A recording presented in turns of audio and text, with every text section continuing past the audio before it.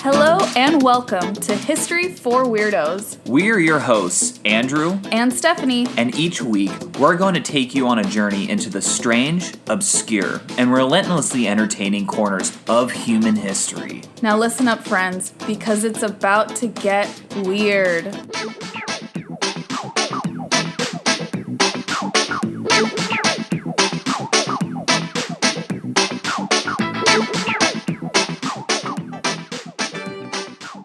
Weirdos, welcome back to another episode of History for Weirdos, and we have a really special guest with us today. I want to introduce Norman Ohler, the author of Blitzed and Tripped, two books detailing the consequences of drugs and World War II. Norman, thank you so much for being on the podcast. Of course. It's a pleasure. Thank you for having me on your podcast. Of course. And Weirdos, you know, this is one of our very first interviews that we have done. So the third overall. So we are really excited. I personally have read Tripped, have not read Blitzed yet, but I will do so probably by the end of the year. And I have to say Tripped is, Norman, I was telling you earlier, like this is one of my favorite books I have read this year. And probably one of my favorite historical books I've ever read. So thank you for writing it. Sure. It was a special book also for me because it's a very personal book, as we probably will get into a bit later on. So I'm very happy that it's being well received in the United States. My favorite book, absolutely. It's the biggest. Well, can you tell us what inspired the subject of this book in particular? I had been fascinated with LSDs for a long time. Since I was 22, I think. I was in New York and took LSD for the first time. That's when my interest in psychedelics kind of started, but that doesn't mean that I had planned to write a book about it. Because I also like, ice cream. I'll write a book about ice cream or something. That's fair. LSD is more interesting than ice cream, maybe. Maybe ice cream is also very interesting. But I at one point found a white paper by a company claiming that microdosages of LSD could help against Alzheimer because the same receptors in the brain, the 5H2 receptors that Alzheimer degenerates, are stimulated by LSD. So I thought maybe this is good for my mother because my mother suffers from Alzheimer, and it's when I suddenly had a topic basically for a book, because it became a topic in my life. Suddenly I was my father became curious because he said if this white paper is legit, and I spoke also to an Alzheimer expert about it, and he thought it was quite interesting. So then my father asked the obvious question: why isn't it a medicine? Why is it a legal drug that's apparently so dangerous? It has to be prohibited. And so he had been a judge during his professional life, and in the courtroom, he was always interested in the best story. Like that would be the truth for him. The story that rings true is the truth, basically, or that's how we determine what truth is. So he said, "You better bring me a good story about why LSD is not legal, and if the story convinces me, obviously he would then consider using it for himself, and then also together with my mother." Which he takes care of, and so that was then the research. It became kind of a personal thing to find out why LSD had become illegal, what went wrong, basically, because it was discovered by a pharmaceutical company, so they went the normal way, testing it, and they wanted to bring it onto the market, and obviously that didn't work out. So Tripp tries to tell that story, what went wrong with LSD. And that what went wrong is absolutely fascinating because, as I'm sure obviously you're aware, I found out because of you, it's naturally derived, which I didn't know until your book. I thought it was a synthetic chemical, but it comes from ergot, which is a rot in wheat, which has been attested to since antiquity. I know there was a 7th century BC Assyrian tablet talking about someone tripping on ergot, which is kind of Yeah. amazing that What we is have that like tablet? it's a Neo-Assyrian tablet. Mhm. And I don't know which museum it's at now, but I know it is. Yeah, it's Neo-Assyrian. So about either I'd say like early 7th century BC or early 6th century BC, something along those lines. And they go into detail about how they took this and their mind was Mm. blown, so to speak. Yeah, I mean, the problem with ergot is that when you like find it in a field, which is possible, you could walk along through a rye field and find it, and then you could eat it, and you would probably have a reaction to it because it's very potent, but it could be poisonous because it contains like a lot of different alkaloids and maybe also too much. So ergot was dangerous. In the Middle Ages, still, like ergot infested rye could be made into bread, and that led apparently to several mass poisonings in Europe. Wow. Um, so yes, I mean, LSD comes from ergot. That was also a little bit surprising to me. I had somehow known that LSD was from, in German we say Mutterkorn, which is ergot, the German word for it. But I also thought that the LSD you consume, these days, black market LSD is synthetic, but it's actually not. I spoke to quite a few chemists, and every LSD that we use actually it comes from this fungus, comes from a mushroom, basically. So LSD is kind of a designer mushroom drug, you could say. A designer mushroom drug. I love that. I know that would be great marketing if LSD was legal in the United States. It's legal now in Australia for therapy, so I think it's just a matter of time and a matter of image change. LSD has a bad reputation for certain reasons that I examined and tripped, and maybe the book will alter the image of LSD a little bit. I certainly hope so. It was really interesting in the book how, and I would love for you to expand upon this a little bit. How it seemed like there was some Nazi era propaganda against drugs, right? That Americans in the late 40s kind of picked up and adopted that mentality and brought it to the United States, and that sort of led to the drug policy that we've had for the last like 50 years. Again, I am oversimplifying here, but it sounds like even that understanding of the Nazi era like laws, it seems like it was based off of faulty logic. Like the Nazis didn't even believe in what we thought the Nazis believed. Is that like a Well, fair assumption? well, I mean, the Nazis did kind of believe in their own anti-drug policies. Mm-hmm. It just excluded certain drugs from their class. What is it called in America? For class 1 or Schedule Schedule 1? Yeah, one. Schedule 1. Yeah. For example, methamphetamine was not in Schedule 1 in Nazi Germany. It was actually legal. You didn't even need a prescription in the beginning. Wow. So the Nazis did have a very strict anti-drug policy.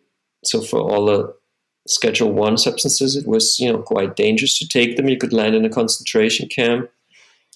And Harry J. Anslinger, the head of the Federal Bureau of Narcotics in Washington, was of Swiss-German descent. He spoke fluent German, and he was kind of a Nazi, I guess you could say. I mean, he was American. He was an American official, so he was. I don't even know if he was in a party. I mean, he served under Democratic and Republican presidents, but he was a racist.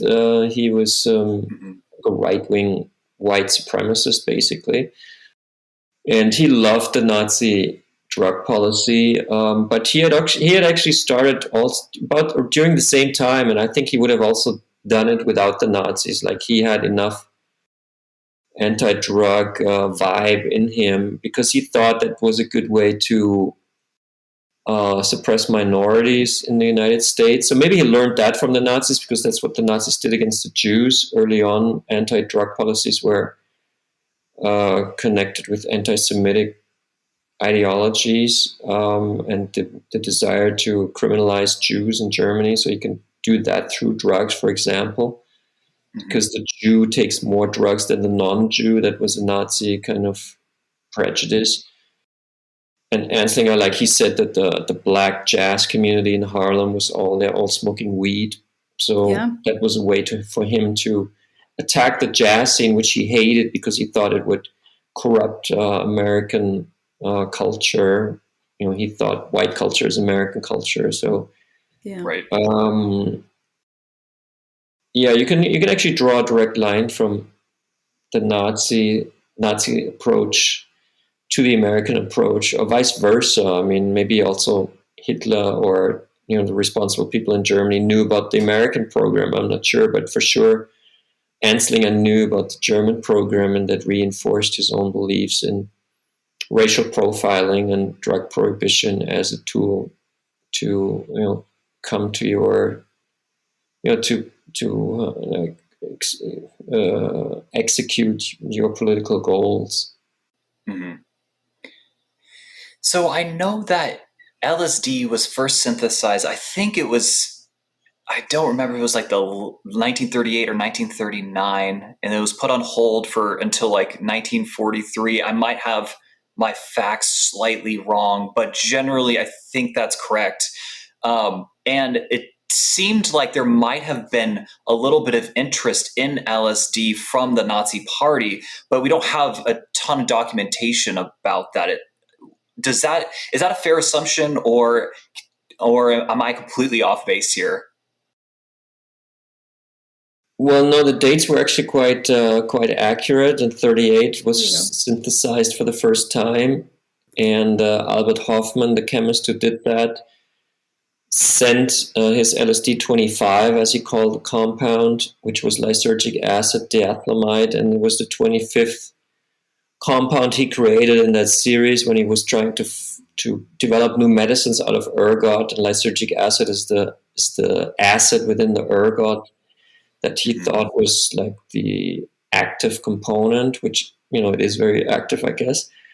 So, but the mice in the pharmacological department of Sandoz, the Swiss pharmaceutical company, in 38, the mice who were given LSD, they didn't express that they were experiencing anything. They couldn't see it, that the mice were tripping. Right. And I still don't know actually if they were tripping. I don't know if a mouse can trip. Right.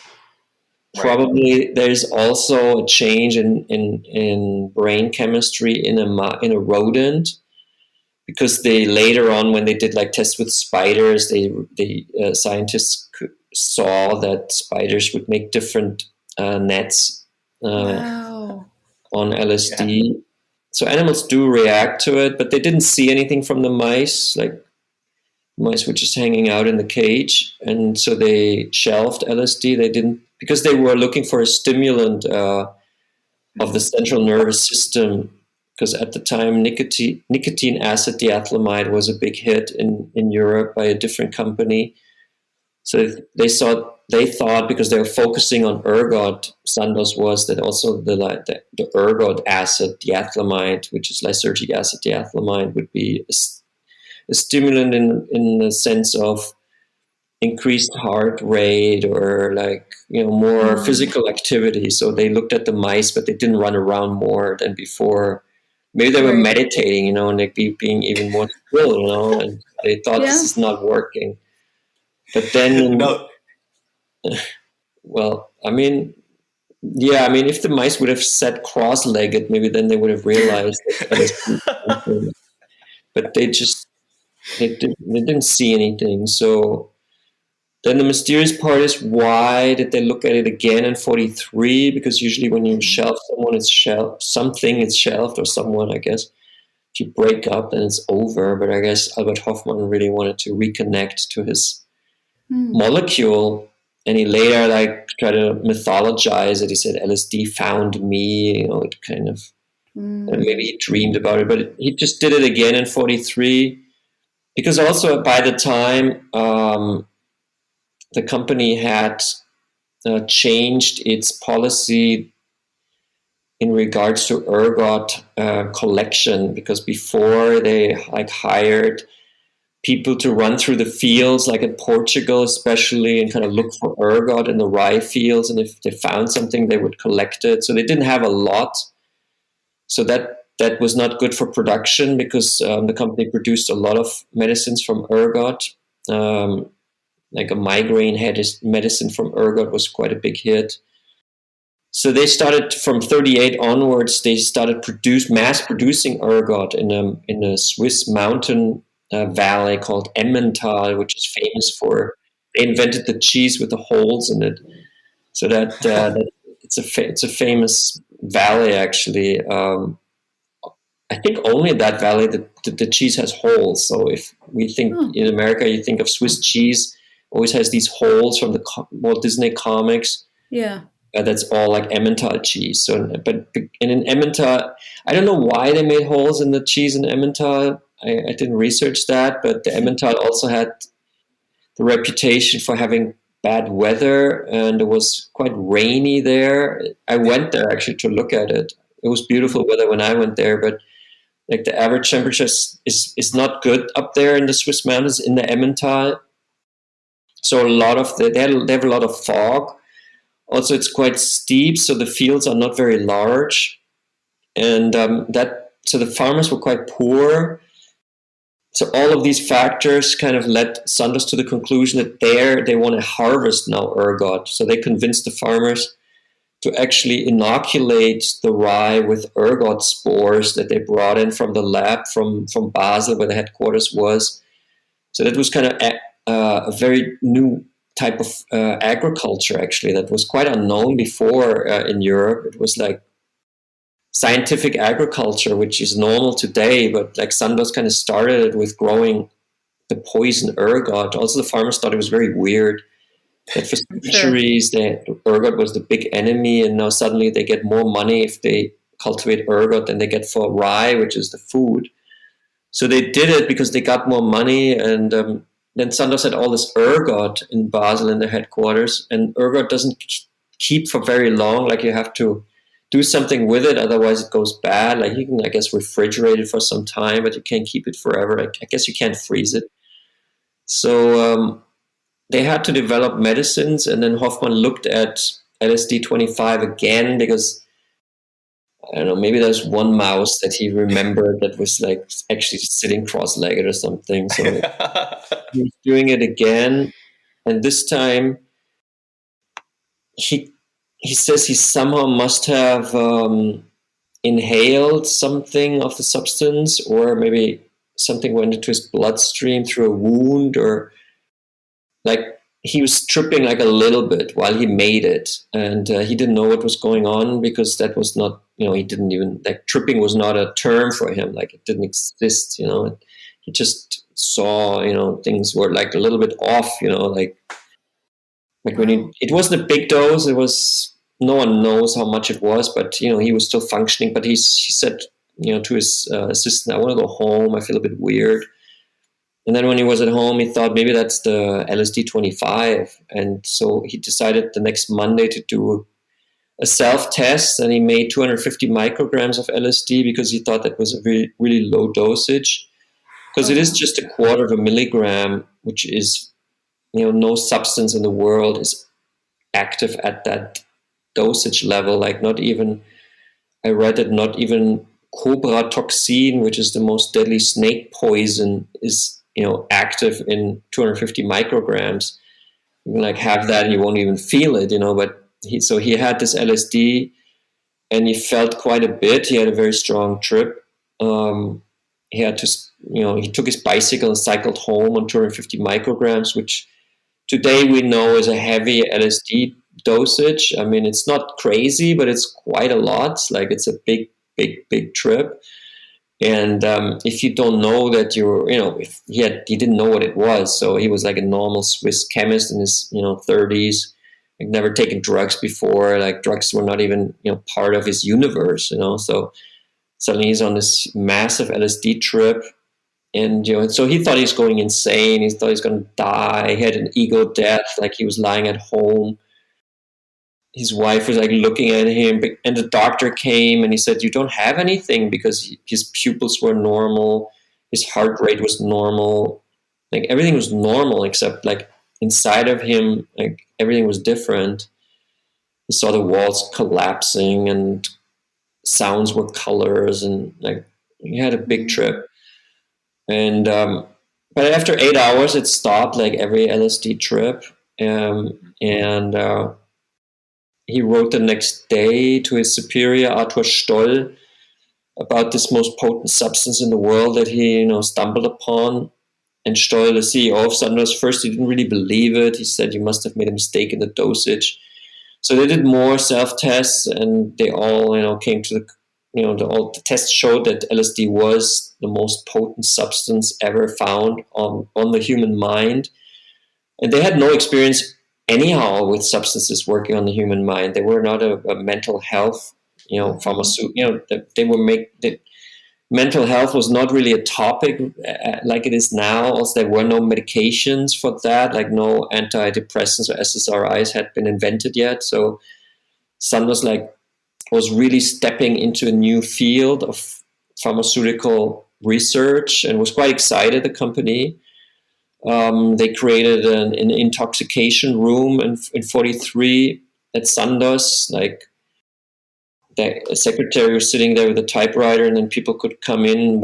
People who worked for the company, like they would get the day off and could come to, well, not the day off. I mean, they didn't go home. They went to the intoxication room, but they didn't have to do their normal work. They could take LSD, and then they would, say what they experienced. And I read through these reports, and I, quote some of the funniest ones and tripped, obviously, how great it was. Everyone loved it. And like these Swiss people were like amazed. They were the first people to take LSD without having any negative thoughts that LSD makes you jump out of the window and all that bullshit that then later, was reported, falsely reported. So they had a good experience, and Sandoz thought that LSD will be like a game changer because it will put people back into a good mood, which was kind of a rare thing in 1943 in Europe.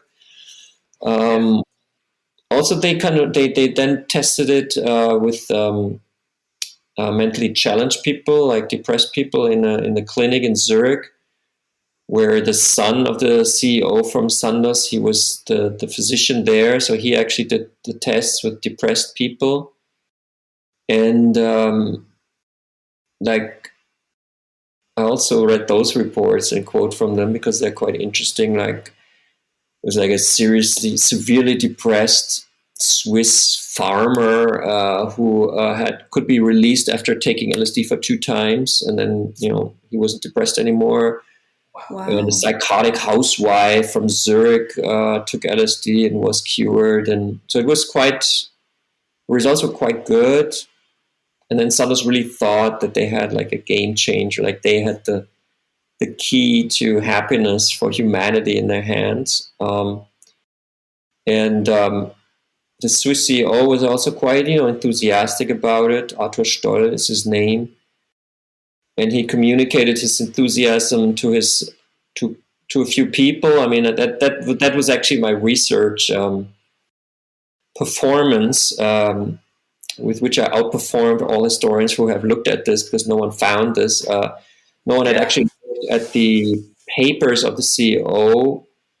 Because I mean, not so many people really research LSD, but I did in the company archives of Novartis in Basel. So I looked at these papers for quite a while. It was quite difficult to actually understand what I had to look at. So I looked at the papers of the CEO, and he was corresponding a lot with an old friend of his, Richard Kuhn, who was a German biochemist.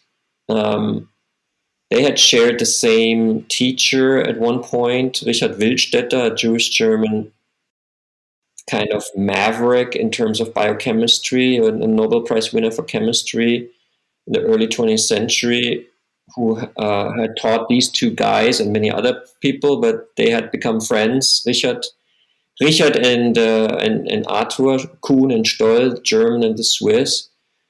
And they were especially sharing all of their ergot research from early on, because that's difficult research and you need to share, stuff. So the only problem was that Stoll still shared, everything he found with Kuhn in 43, when Kuhn was the leading biochemist of Hitler and had developed a nerve poison called sarin, which is the deadliest poison ever created. And was also working on what the Nazis called a truth serum, right, which was an idea of Gestapo and SS to have a tool, a pharmaceutical tool, basically a drug at their disposal with which they could increase their chances of extracting secrets during interrogations of, resistance fighters or concentration camp inmates, basically anyone they wanted to interrogate, enemies of the state. So when Kuhn heard from Stoll that there was this big breakthrough at Sandoz, that they found the most potent drug that works on the human mind, Kuhn became very interested and requested a sample of ergotamine, which is the precursor to LSD. Like from ergotamine, you can make it in a lab. Like for Kuhn, it's very easy to make it. Or you could also make like a derivative of LSD. Like you could, alter it a little bit. Like you could experiment with ergotamine. It's like the base. So then the Nazis actually set up tests to test psychedelic compounds. They did this at the concentration camp of Dachau. So they tested it on inmates, on prisoners, and gave them mescaline and this other odorless, tasteless substance that probably was LSD, because Kuhn, who was responsible for this program, received this ergotamine in October 43. Maybe he didn't make LSD, maybe he made LSA or LS something, or LSD with a, like that. There's no record, which is quite unusual for Richard Kuhn, because usually he did that, but that was top secret science. So what is a fact is that psychedelic compounds, mescaline and another odorless, tasteless substance, was given in Dachau to inmates. And I also read some reports of inmates receiving the drug, the psychedelic, and what they then experienced in the concentration camp, which is kind of interesting, because they one guy, like I read this one French guy, this inmate, political prisoner, and he had like an amazing trip. Like he loved it. Like, I mean, he was in the concentration camp. That's like the worst place you can be in the world, but still the psychedelic experience still showed him how beautiful life is, and how, so it's, wow. He was just very, very unhappy when the trip ended, and he went, back into concentration camp reality, like from LSD bliss to concentration camp reality. That's quite shocking.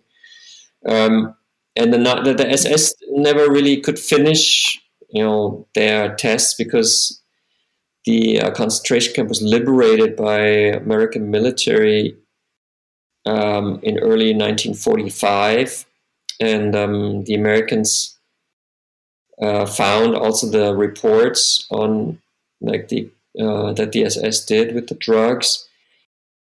And American military at the time didn't just liberate Germany from National Socialism, but they also tried to learn all of the scientific research that the Germans had done, because the Germans had the reputation of the best scientists in the world, which I think was true until all the Jews were kicked out of Germany, because a lot of the scientists actually were Jews, but still also the non-Jewish Germans still working under Hitler were quite good. So the Americans thought that's, good information to get. That's how Operation Paperclip was developed, which is the big program to import Nazi scientists into America for example, the American rocket program and stuff like that. And a part of that that mission to to extract all the scientific knowledge was also to extract knowledge in regards to biochemical weapons and also drugs as potential weapons. So Richard Kuhn, the old Nazi scientist, was interrogated by the Americans, and he was very forthcoming. He told them basically about the LSD, and that's how the American military learned about LSD. So Stoll, kind of the Swiss CEO, told the Nazis, and then the Nazis told the Americans. Wow. So there was a lot of different, a lot of things that needed to happen before the American military found out about LSD. And Right. like you said, it seemed like, to use like a stock market term, like everyone was quite bullish on LSD at the beginning. It seemed like it was, like you said, a miracle drug. It could bring you happiness to the most depressed people on earth. And so, and in your book, you do mention how in the late 40s and the 50s, everyone who had researched LSD or even tried LSD seemed to be really, really excited about the future it could bring. Right. Do you mind just talking a little bit about that? How, like in the post-war, how was LSD received by like the scientific community and just the worldwide community at large? Well, the neuroscientific community was very enthusiastic because it gave them a tool to learn about the human brain or the human consciousness, the human mind, which is kind of a hard topic. The brain is kind of hard to examine. So that, like, they thought that, like, there was one stream of research that they called LSD. They called these types of substances. I forgot the term. Mimic. I can't even say it in English. Like, they thought it mimics a psychosis. Okay. Like, so a brain on LSD is similar to a psychotic brain, which is not really true, but it is, like, you could say it changes the brain chemistry. LSD Right. does. That's a fact. So by examining, like, the changes, they thought they could learn a lot about the brain, which makes sense. That's how it works. So LSD was seen as a tool to kind of, like a torch. You could kind of light into the brain and understand a bit more, like, how does mental illness start? What is it actually? Like, what do neurotransmitters do? Like brain research is very difficult. It's actually a lot of storytelling too. Like, because what is in the brain is, like, very hard to figure it out. So LSD was, embraced by the scientific community. A lot of theories, a lot of tests, and no one thought it was a bad thing. It was a great thing. It was amazing. So that is the good LSD research.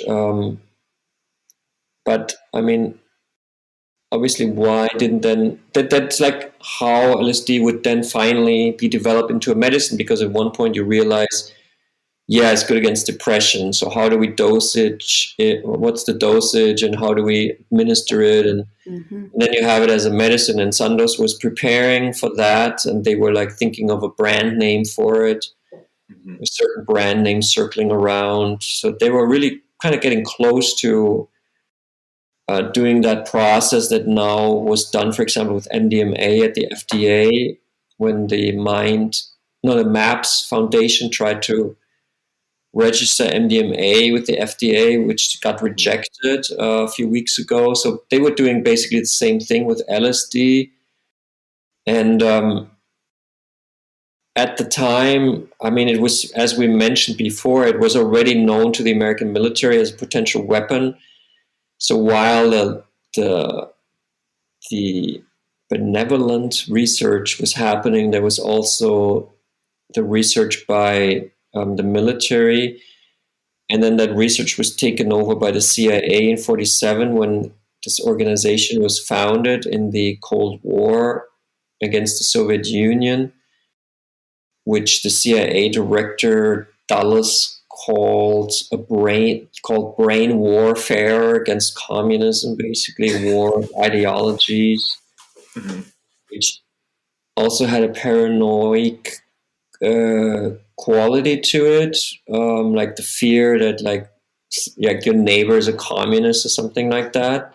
Right. Yeah. So a truth drug would be very helpful actually for the American intelligence community. If they catch people that were maybe Russian spies, you just give them the truth drug, and that kind of disenables the ego, and then that person is just kind of sitting in front of you, or like you could just ask that person, "Are you a communist?" And the person would say, "Yeah, yes, you're right. You got me, man."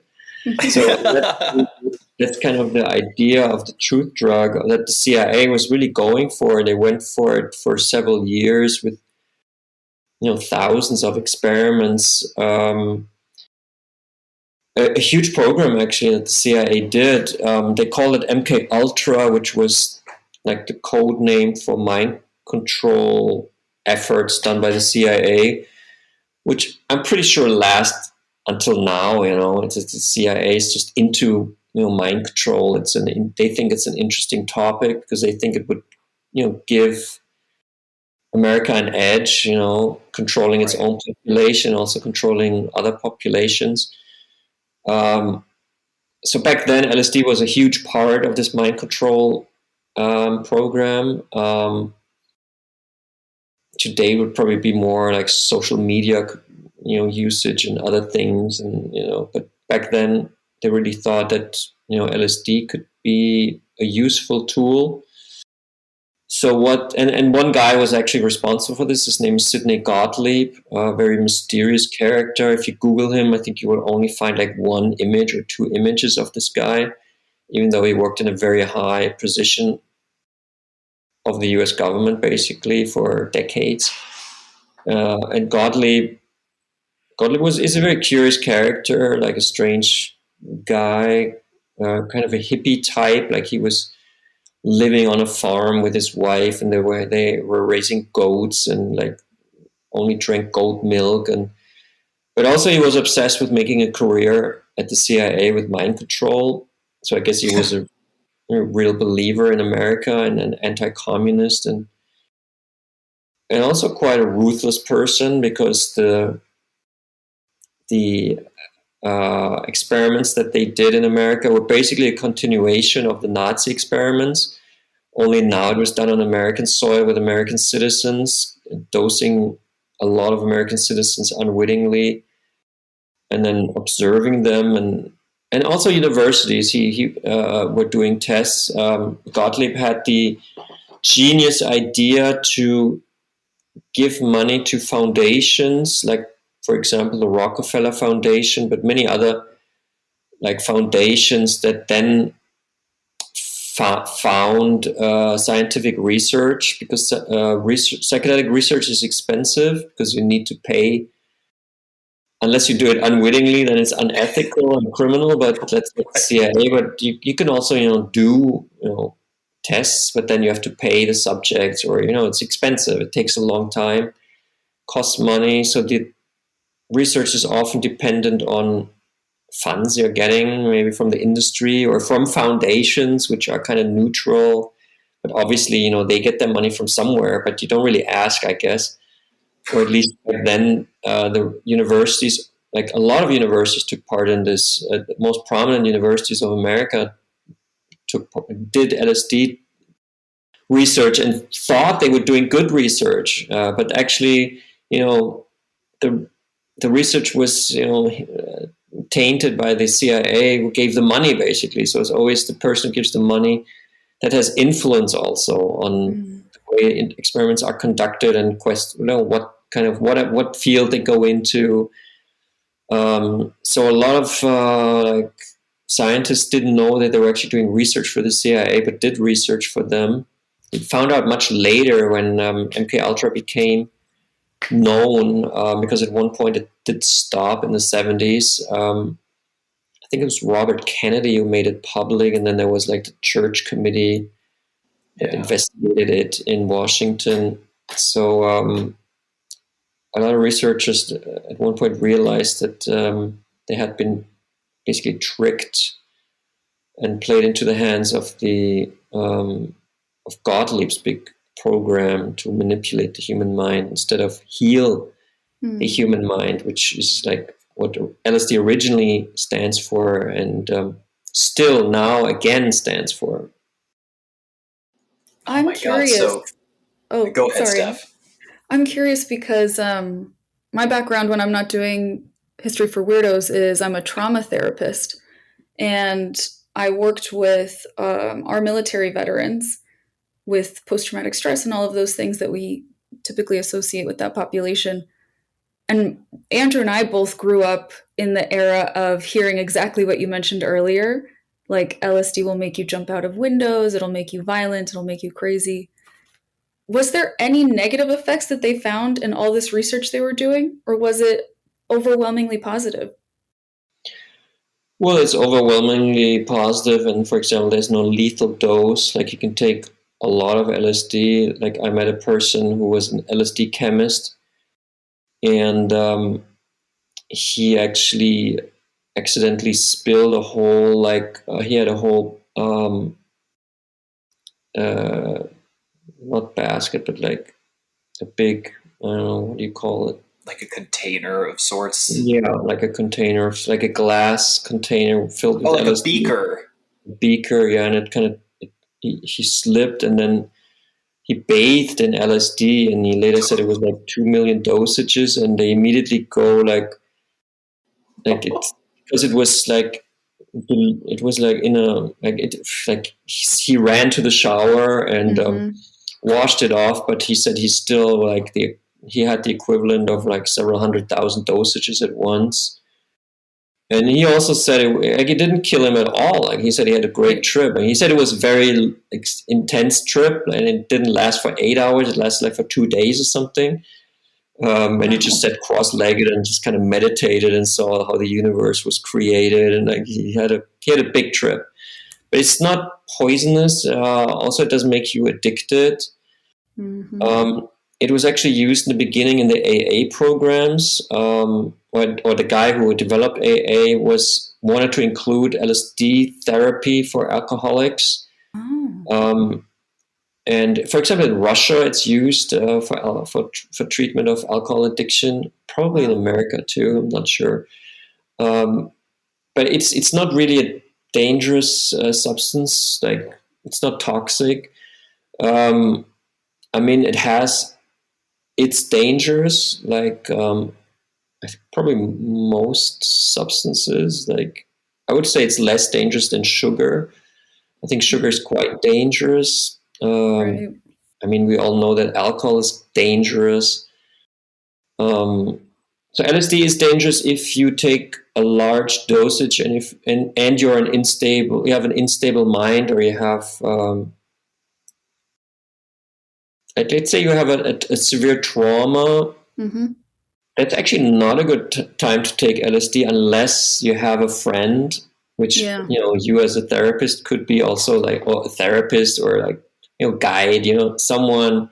Because if you would take that alone, let's say you have a trauma, like something happened and you don't really know what, or you're suffering from it, and then you take LSD, you might see it, and that might be too much, and that might be too much to take, so I'm pretty sure that some people go mad on LSD, but it's really a few cases. So it is a dangerous substance. It's a very potent substance, but it's less dangerous.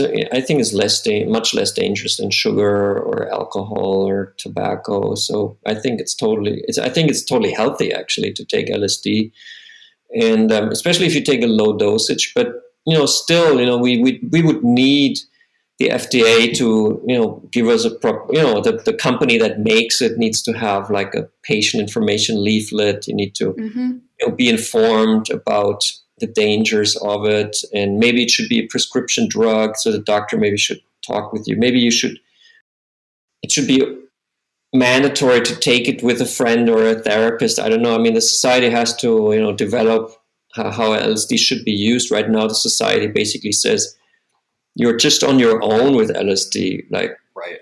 like everyone who takes it just has no guideline whatsoever, basically, except, you can read a book like Trip, you understand a little bit better. But I think it's a pretty careless and reckless how the U.S. government, treats this substance, which people use. Millions of people use LSD every year, so it's like because people know that it's good. It's a great drug. It's a great experience. So people just take it, and the government just behaves like no one should take. No one is taking. It just doesn't make sense how the government treats this whole topic. It's very reckless, actually, very dangerous. How the war against drugs is very dangerous to the health of the American people. I couldn't agree with you more. I mean, Stephanie and I grew up in the prime era. You mentioned it, like of DARE. That's what the program was called. And you're familiar with DARE, right? Yeah. Yeah. So we were the prime demographic. We're like the millennial generation, and we were shoved that propaganda down our throats for. I think that's a Reagan thing, right? Yeah, I believe Nancy Reagan. Just say no. Yeah, just say no. That was a whole thing. And it was awful. But, going back, speaking of presidents, I know you alluded to your book, and I don't want to put words in your mouth, so feel free to correct me. But I think in your book, you alluded that JFK might have taken LSD based off of one of his best friends going to the lead researcher of LSD in the early 60s and picking some up. And then a month later, JFK has his famous now I'm blanking, one of his famous speeches about like unity and everyone being together. You call it the peace speech. Yes. At the American University, I think, which is in Washington. You can look at it on let's say, YouTube. You can look at it later after this podcast. It's kind of funny because Kennedy was kind of a hawk. He was a Cold War warrior.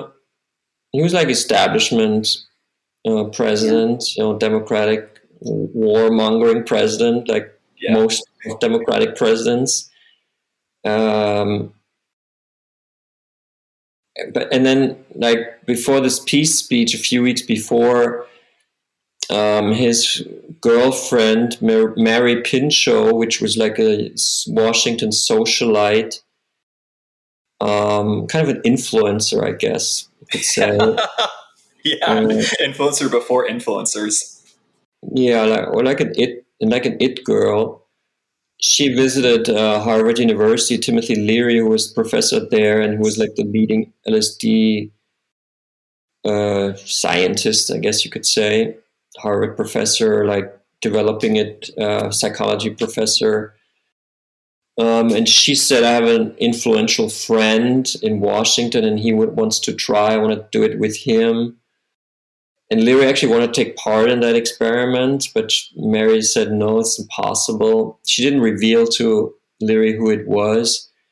So there's no proof that it actually was JFK. There is proof that she smoked weed with JFK in the White House. That's amazing. And, she seemed to have also been a lover of JFK, not just a friend. At least they had an intimate relationship. She was in the White House a lot. That's not surprising. And she had LSD. And then after she, travels back to Washington with LSD, it only takes a few weeks until Kennedy gives the peace speech where he suddenly, like, everyone was totally shocked that the same guy would suddenly, like, it's kind of a funny speech. He says things like, the Russians and we're all humans. Like, they have children, we have children, we live on the same planet. Why don't we share the beautiful resources of the earth? Like, he really talks like a hippie.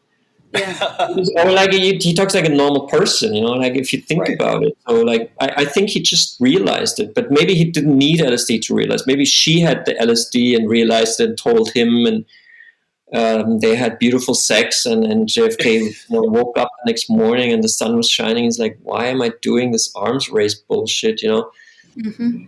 But maybe he had LSD also. That's speculation. It doesn't matter. I mean, he gave the peace speech, and probably for the peace speech, I think that's the most probable explanation for his assassination. He got killed because that like complete, he wanted to end the Cold War. He wanted to end the arms race. That would have, changed a lot, and I would imagine that was the reason, because what would be the reason to kill JFK? Must be a reason. You don't do this for fun. You have to, Mm-hmm. you have to have an incentive, and that would be a big incentive if like the whole Cold War stops. And because a lot of people lived off that, not only arms producers, like just a lot of people also mentally. It's a whole way of life that he wanted to change. He basically was the hippie in office all of a sudden. Right. It's an interesting case, but we don't have definite, like with everything JFK, we don't have definite accounts. We don't, like, someone destroyed papers, or like Mary Pinchot, she kept a diary. And she was assassinated. It's really sad, and also probably connected to JFK's assassination, but who knows? Like, she was assassinated sometime after, like not too long after the JFK assassination. She was jogging in Washington, close to her home, and she was shot in the head. And the same day, there was a break-in into her apartment, and the diary was taken. Maybe in that diary, maybe she wrote a lot that was too dangerous, but that's also speculation. I'm not really a conspiracy theorist at all. I'm just, that's all we know, basically. Mm-hmm. Right. You're just changed his mind. Her diary was stolen. Exactly. Yeah. You're just laying out the facts, it seems like, and we can kind of fill in the gaps a bit. Yeah, but sometimes we fill them in wrongly, so, yeah. I'm curious if you've received any pushback on the book from people, if you've received any sort of negative commentary, because as we've mentioned, we've been fed a lot of propaganda on this drug. Are people upset at all at this book? Well, I think the tide is turning.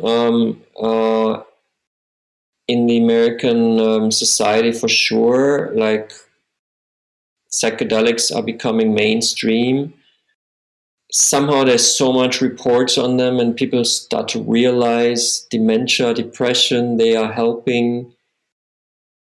People are realizing they were made illegal for different reasons in the 60s, because, you could work against the peace movement who was trying to stop the Vietnam War. So that's why Lyndon B. Johnson made LSD illegal, Schedule 1. So people more and more understand this, and understand this from both camps. If we say there are two camps right now in America, like both camps seem to be fine with psychedelics. Like, I was interviewed by Fox News, prime time, and I thought they would interview me to kind of shit on my book or something. Yeah. I asked them before, and they said, no, Jesse Waters, the host, who's considered a right-wing anchorman or something like that. Absolutely. They said that he loves the book, and he loves to talk about legalization of LSD with you. And he also was interested in JFK. So also the right-wing seems to be pro-legalization. I think the only people against it right now would also the right wing kind of, like the right wing, I think, criticize a lot big pharma, Drugs which in general. I think is everyone should criticize big pharma, from left and right. I think the left also criticizes big pharma. Mm-hmm. So who doesn't criticize big pharma? I don't know. Maybe the mainstream, maybe the Democrats, like they're behind. Like, that's like the right wing, like mind would like see it like that. So actually, prohibition of drugs is like a democratic thing, or it's like a really right. Like the Democrats are the real right wing, because they're not, they're fueled by the capitalist system even more than the right wing. I mean, it's a very obscure situation in America for me as a German. Quite interesting and weird, but I think it's weird for us as Americans. Yes. I think the far right is for drugs, and the far left is for drugs, and the left is for drugs. I mean, in the right also we have religious fanatics, Christian fanatics, which are probably not pro-drugs because they're really conservative people. So Trump, for example, was on a podcast, the Friedman podcast, a few days ago, Okay. and is being asked on that podcast something like, "So what about medical marijuana?" And he says, "Yeah, it's a great thing. It's good. We should, do it. And then he's also asked about mushrooms. Wouldn't it be great if all the Congress people were on mushrooms? Wouldn't it, get, he doesn't really know what he's talking about, obviously. But he says, yeah, I think the psychedelic is very interesting, and we should not, if it really helps, the brain. And so he there's even from that angle, you get pro drug, Mm-hmm. maybe it's just an opportunist, saying in that podcast because he knows that a lot of people listening to that podcast are pro drug, pro legalization. But I think slowly the tide is turning in America. And to answer your question, I think my book came at the exact right time. Like now, people are really interested in it, and also if you're interested in legalization and the drug topic, you want to know actually what happened. Why did it become illegal? And that is my book. So by understanding the history of what happened, we can understand how we act now. So I think there's not a lot of resistance actually against it. I mean, I have not experienced any resistance at all. Everyone seems to love LSD. It's really weird. Yeah, No. I think you hit the nail on the head earlier when you mentioned that it's kind of like I think it's an older, extremely right wing or extremely left wing. You go off on one side, you kind of end back into this middle area, or muddled area, I should say. And I think it's those people that are still in power, right? They still are in power in the federal government, and they're the ones that are not keen, maybe necessarily, to go forward with legalization of LSD, but also even marijuana or psilocybin, right? That's at least my take and my understanding of it. But honestly, a lot of the times, who knows, right? Our government, not to go on a diatribe, they don't necessarily have our best interests in mind. Yeah. No, I mean, the problem really is big pharma in this case. I mean, there's one problem is the ideology. Like religious people would say it's not allowed, Mm-hmm. Mm-hmm. It's not, it creates different visions also than, God. Maybe you see different gods or something. So it's, That's if you're true. a religious fanatic, you don't like that. But I think probably big pharma really doesn't like it because they make a lot of money with antidepressants, SSRIs, very bad medications actually that make you addicted, and you can only function when you take them. So you have to pay every day basically, or they get money every day from each pill, every day by 1/3 of the American population. That's quite a lot of money. Yeah. And like LSD, you wouldn't take every day to get rid of your depression. You would take it maybe once in your life only, or maybe you need it once a month, or Right. even once a month would be often. Maybe twice a year, or so. It's a different business model. It's probably not as lucrative, even though if you go to any state in the United States, like where you are, California, you have so many marijuana cannabis dispensaries, so it seems to be quite a business, Oh yes, but not. But I mean, the beautiful thing is, and I mean, I haven't really examined the structure of the cannabis industry in the United States, but I met quite a few entrepreneurs in LA just this summer, basically normal people who make a business now growing weed, Mm-hmm. together with friends, and you have experts, and then you make, you experiment and you make this product or that product. So it seems a bottom up industry that is not being controlled by the pharmaceutical giants, which I think is very healthy. So I think the psychedelic movement could experience the same.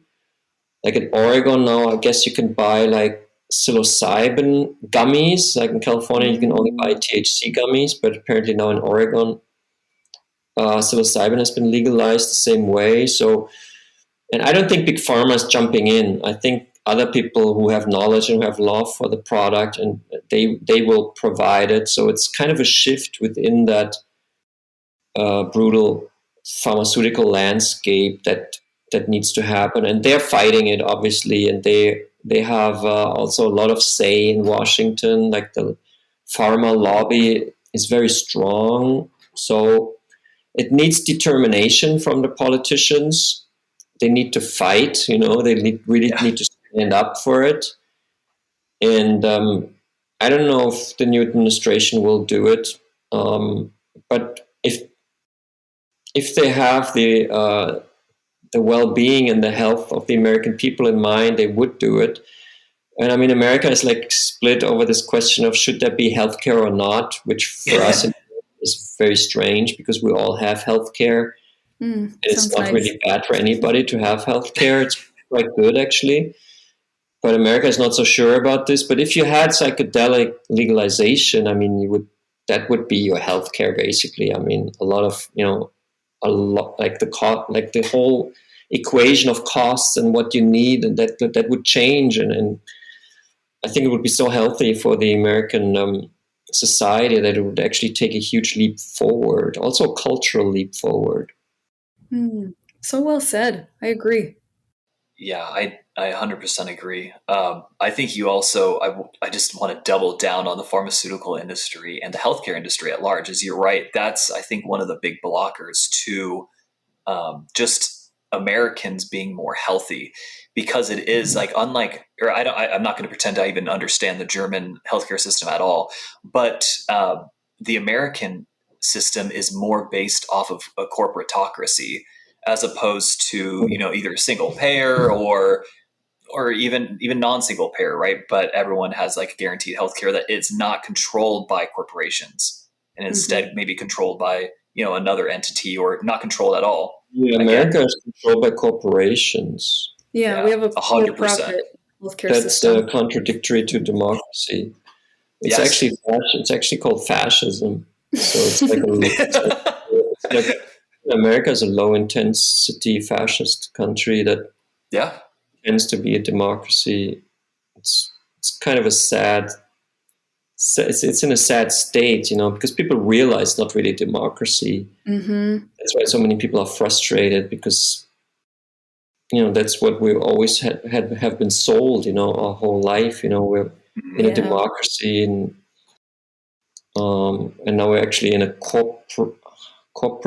How do you call that? A corporatocracy, or I mean, honestly, I've said this to Stephanie. I usually don't say this on the podcast, but I do say we live in a somewhat fascist country now, a police state. I typically stay away from fascists because then people, they have a certain idea in their mind and they just narrow down on that. But fascism, by definition, by Mussolini, who invented fascism, is when corporations interfere with the political process. That's so basically fascism is a degeneration of capitalism. Yes. So that's So it certainly has fascist tendencies. The American system, just like the reality in Germany, has fascist elements in it. We had a chancellor in the 70s, Willy Brandt, and he said, wir müssen Demokratie wagen, which means we always must dare democracy. If we want to live in a democratic system, we must always try to expand the democracy. We must always be extremely careful where democracy is being compromised. So we lost that approach a long time ago. There's so many undemocratic things going on in our world. Even the American elections is ridiculous. Why can only have two parties? Yes, it doesn't make sense. It's not democratic. Of course it's democratic. You can choose between A and B, but why can't you choose between A, B, C, D, E, F, G? Why aren't there no coalitions? The American system really is a really bad system because it's so old. It's horrible. It's never been reformed. You're absolutely correct. I mean, America never lost a war. It's quite healthy to lose a war because then you reform your system because you don't continue the same as before. Like Germany completely changed its system after it lost the last war. So countries that are too successful, they also have they run into problems because they don't reform. They think they got it all. They Exactly. The success goes to our heads, and we're like, well, we don't need to change anything. When in reality, maybe we do. It's always funny, too, because I talk to Stephanie about this all the time. But our republic was founded upon the ideals of the Roman Republic. It's not really like that. You don't really have to dive in that much to figure this out. A lot of the founding fathers were uber history nerds, and especially some of them even had the history of, or the fall and decline of the Roman Empire, like first edition back in the 1700s. And you can see even now, like the correlation of, okay, you have this like little republic that, has some problems, but is generally free, right? We also have the caveat of slavery, which is like a whole nother thing. And you see this republic just get really big, really fast, and then all of a sudden, and you have a ton of money flowing in from external sources, and a lot of wealth is created, and you have a military that all of a sudden is really, really powerful, and you're kind of like, okay, well, what now? And like you said, it's like the degradation of like our free market system has coalesced under, either corporations or special interests, which really, control the government and don't really enact the will of the people, which is, enacting the will of the people by definition is democracy or, republicanism, however you want to phrase it. But, without getting too much into it, I don't even feel, I know that's gone now, at least to a certain extent. If anyone could use LSD, it's probably Americans. That's what it sounds like. Well, democratize Norman, our health a little bit. Exactly. Norman, I before I forget, I want to talk about the original title of Tripped, because I agree with you, by the way. I think the original title, the one you came up with, is better than the one the publishers came up with. So why don't you just talk about that a little bit? Well, the original title is LSD for Mom, which was the emotional arc that I go in the narrative of this book. And I don't know why the German publisher didn't like it. And usually the other territories, they kind of mimic then the original title. So it would have been called LSD for Mama in Germany. It probably would have been called LSD for Mom in America. And I think it would sell more. It's very catchy, definitely. That would catch my attention in the bookstore. Yeah. So the HarperCollins, they could maybe change it for the paperback. I don't know if that's possible, but I think it would be interesting to test it because everyone says so. Even Joe Rogan. Yeah, there you go. Everyone agrees. It is a better name. Yeah, it's just better. Yeah, LSD for Mom. That brings me, before we wrap up, which we've really enjoyed hearing from you, but I am curious, going back to the beginning, what did your dad think of the story that you told him? Well, he was convinced. I could convince the judge I could tell him the truth about LSD. So he basically said LSD is innocent, should not be put into prison, should be actually put into the pharmacy. And if the lawgiver is still not seeing this, I'm happy to break the law. So he also discussed it with my mother, his wife. And we started on the self-experimentation in the family, and that's been really great. So LSD for Mom works not only as a book, but also in reality. Oh, I'm glad to hear it. I can only imagine what a cool experience that is to do as a family. Very healing, it sounds like. Yeah, it is quite unusual. You just start to talk a lot more about anything, Like since then, our relationship has become more open, and we less taboos, and because LSD is the truth drug. Actually, it brings out the truth in all of us in a way, like also in families. It's a very healing. It was for our family, at least, a very healing experience. So glad to hear So the that. Nazis weren't actually that far off from calling it a truth drug. It was just a truth drug in a way that they did not Yeah, anticipate and, quite frankly, probably didn't care about. right, exactly. So the book could also be called The Truth Drug, but I think LSD for Mom is still the better title. Oh Yeah. yeah, I love that. Well, as we're wrapping up, I want to make sure I put the book in frame for the video. So anyone who's watching the video podcast, this is what it looks like. It's obviously inverted right now, but it's Tripped, Nazi Germany, the CIA, and the Dawn of the Psychedelic Age. By the way, that subtitle is amazing. Like that was as soon as I saw this, by the way, Norman, I was like, I'm going to read this like pretty much immediately. And I did. I mean, Stephanie was there. I read it in a few days.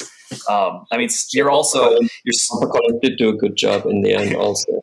Yeah, there they you go. did. Yeah, that subtitle was really good. But I mean, also to be fair, like you are an incredible writer as well. The way you tell stories is so good. The way you could, I mean, these are disparate kind of facts that all coalesce into a single timeline. And the way you paint that narrative is amazing. And I know you don't call yourself a historian, but I think you have a better claim to the title historian than we do because you were the one going into the archives. You were the one going in and actually researching the original documentation, right? That is like what by The definition what historian historians does. do. Mm-hmm. Yeah. Right. Yeah, I was the So weirdo who became a historian. There you go. yeah, We love exactly. it. We love it so much. Well, Norman, thank you so much for being on the podcast. We really appreciated, you being here and you telling us everything about the book, drug policy, LSD. I mean, the list goes on. Thank you. You're welcome. Thanks for having me. Of Until Got course. next it. time. Yeah, Until until next next time. time. We appreciate All right. you. Bye, weirdos.